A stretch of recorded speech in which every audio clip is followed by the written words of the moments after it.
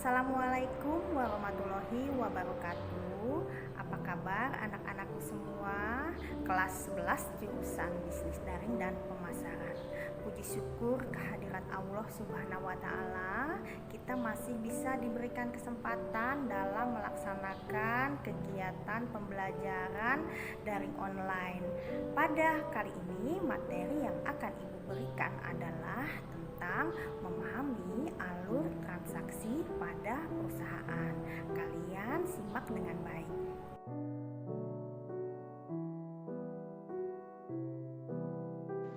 Memahami alur transaksi pada perusahaan. Tujuan pembelajaran 1. Peserta didik dapat menjelaskan alur transaksi penjualan pada perusahaan. 2.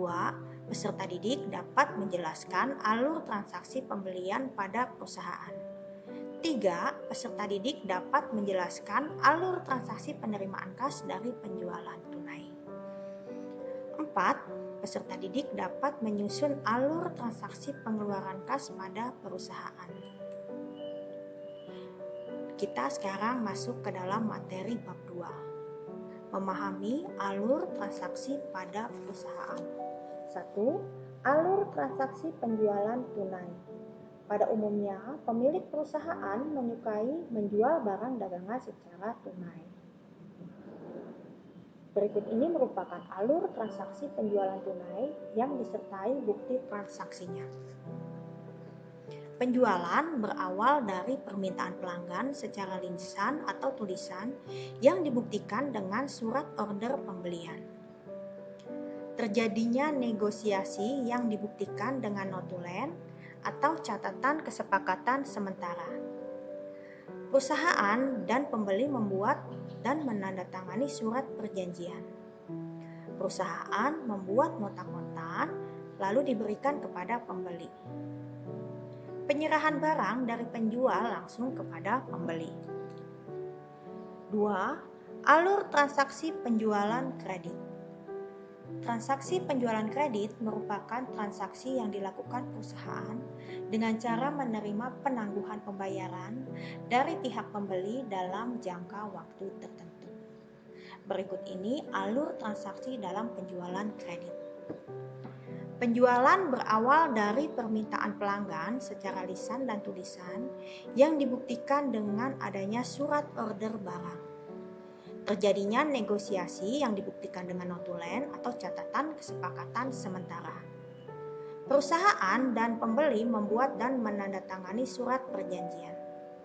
Perusahaan memeriksa status kredit calon pembeli untuk memberikan otorisasi penjual kredit apakah sudah sesuai dengan bukti yang dilampirkan. Perusahaan memberikan otorisasi penjualan kredit dengan ditandatangani surat order pengiriman atas barang pesanan oleh manajer bagian pembelian. Setelah terjadi persetujuan jual beli, perusahaan membuat surat perjanjian penjualan kredit.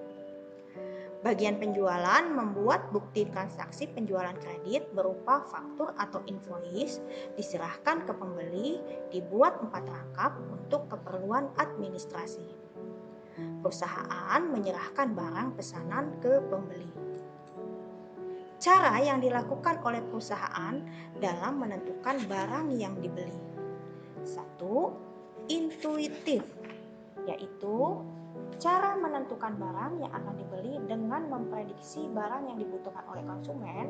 Hal ini dapat tercermin dari kebutuhan barang atau produk itu sendiri. Selanjutnya, perusahaan akan membuat daftar kebutuhan barang atau konsumen yang paling banyak diperlukan oleh konsumen. Yang kedua adalah penelitian pasar. Ketiga, perhitungan stok barang. Alur transaksi pembelian pada perusahaan. 1. Proses pembelian dimulai dari permintaan bagian penjualan atau bagian produksi yang dibuktikan dengan surat permintaan. 2. Melakukan survei pasar untuk memilih pemasok yang terbaik. 3. Perusahaan mengirim surat penawaran harga ke produsen atau agen yang dipilih. 4. Menentukan supplier atau pemasok yang memberikan keuntungan terbaik dengan mempertimbangkan harga, kualitas, dan pelayanan purna jual. 5. Membuat daftar barang yang akan dibeli. 6.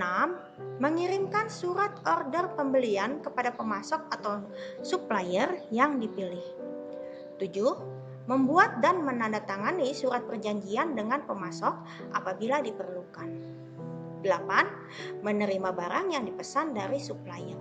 9. Membayar sejumlah transaksi sesuai dengan prosedur pengeluaran kas, yakni berupa bukti kas keluar.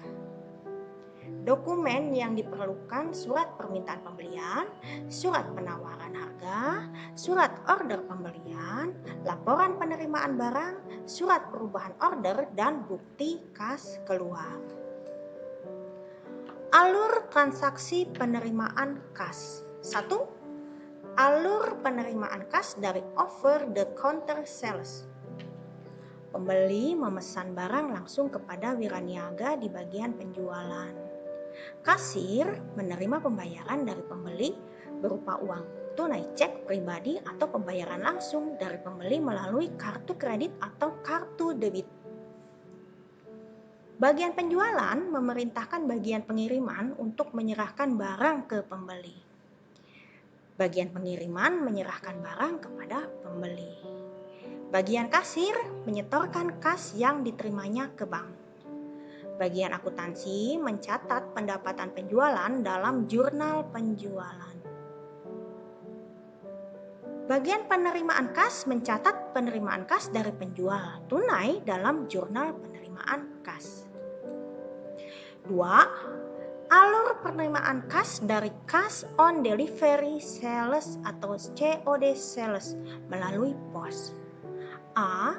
Pembeli melakukan pemesanan barang melalui surat yang dikirim melalui kantor pos. B. Penjual mengirimkan barang melalui kantor pos pengiriman dengan cara mengisi formulir COD sales. C. Kantor pos pengirim barang dan formulir COD sales sesuai dengan instruksi penjual kepada kantor pos penerima. D. Kantor pos penerima akan memberitahukan kepada pembeli pada saat diterimanya barang kiriman dan formulir COD sales. E. Pembeli membawa surat panggilan ke kantor pos penerima dan melakukan pembayaran sejumlah yang tercantum pada formulir COD sales. F. Kantor pos penerima memberitahukan kantor pos pengirim bahwa COD sales telah dilaksanakan. G. Kantor pos penerima memberitahukan pihak penjual bahwa COD sales telah dilaksanakan. 3. Alur penerimaan kas dari credit card sales. A. Kartu kredit bank atau bank card. Kartu kredit perusahaan atau company card. Kartu kredit bepergian dan hiburan atau travel and entertainment card. Nah, di sini ada gambar-gambarnya ya, contoh-contohnya. Alur transaksi pengeluaran kas. 1. Transaksi pengeluaran kas dengan cek. Kelebihannya adalah penggunaan cek atas nama dapat dilakukan. Adanya keterlibatan pihak luar. Adanya cancel cek. 2. Transaksi pengeluaran kas dengan dana kas kecil. Prosedur pembentukan dana kas kecil, prosedur permintaan dan pertanggungjawaban dana kas kecil, dan prosedur pengisian kembali dana kas kecil. 3. Alur transaksi pengeluaran kas. Dimulai bagian atau fungsi tertentu yang memerlukan transaksi pengeluaran kas, seperti pembelian tunai, pembayaran utang, dan pembayaran biaya-biaya. Menerima bukti pembelian yang dibawa pemasok atau supplier dicocokkan dengan bukti pembelian dengan rangkapannya. Melakukan pembayaran dengan cek atau uang tunai. Menerima bukti transaksi yang telah ditandatangani pemasok atas pembayaran yang telah dilakukan. Nah, anak-anak, demikianlah materi yang dapat Ibu sampaikan. Semoga kita dapat bertemu kembali pada pembelajaran berikutnya. Atas perhatiannya, Ibu ucapkan terima kasih. Assalamualaikum warahmatullahi wabarakatuh.